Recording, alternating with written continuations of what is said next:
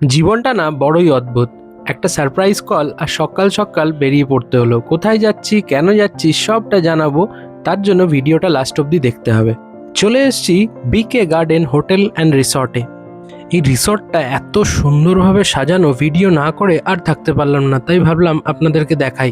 Red FM 93.5 organise করেছিল বসি kitchen, যেটা একটা কুকিং কম্পিটিশন। আর সেই কম্পিটিশনেরই অ্যাজ এ ফাইনালিস্ট আমি সিলেক্ট হয়ে এখানে এসেছি। আমি কিন্তু কোনো মাস্টার শেফ টেপ নই, তবে রান্নাটা করতে বেশ ভালো লাগে। হ্যাঁ, যেটা না বললেই নয়, ফাইনাল অবধি আসার পিছনে আমার ওয়াইফের অবদান কিন্তু প্রচুর। লাইফে যদি একটা ভালো লাইফ পার্টনার পাও, তাহলে অনেক কিছুই কিন্তু অসাধ্য সাধন করা যায়। তাই thanks to my wife and my little princess. এত বড় জায়গা দেখে ওর খুব আনন্দ হয়েছে, ও আনন্দে চা খেতেই চলে গেছে। আর এই যে আমার আরেকজন সাপোর্টার। কথা বলতে বলতে কিন্তু ফার্স্ট রাউন্ডের প্লেটিং স্টার্ট হয়ে গেছে। একদিকে সুন্দর অ্যাম্বিয়েন্স আর আরেকদিকে দারুণ দারুণ ডিশেস দিয়ে সাজানো টেবিল, অনবদ্য লাগছিল দেখতে।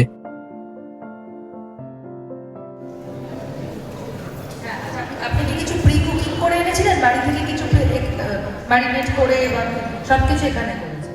কেউ এসছে পুরুলিয়া থেকে, কেউ এসছে বাঁকুড়া থেকে, আসানসোল থেকে, দুর্গাপুর থেকে। এক এক জায়গার লোকজন এসে এক এক রকম ডিশ তারা বানিয়েছে, এক এক রকম রেসিপি, তার গন্ধ, তার প্রেজেন্টেশন, যেন মনে হচ্ছে চারিদিকে খাবারের মেলা লেগেছে।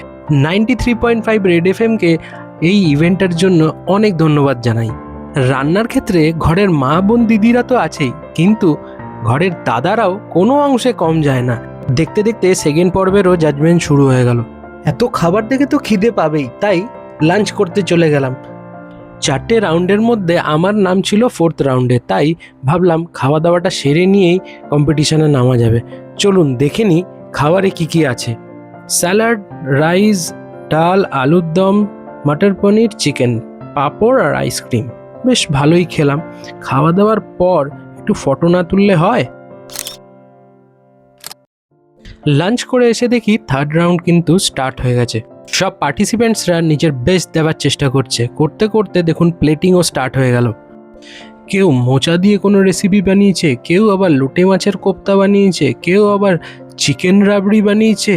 এমন এমন সব খাবার তার না আমি শুনিনি।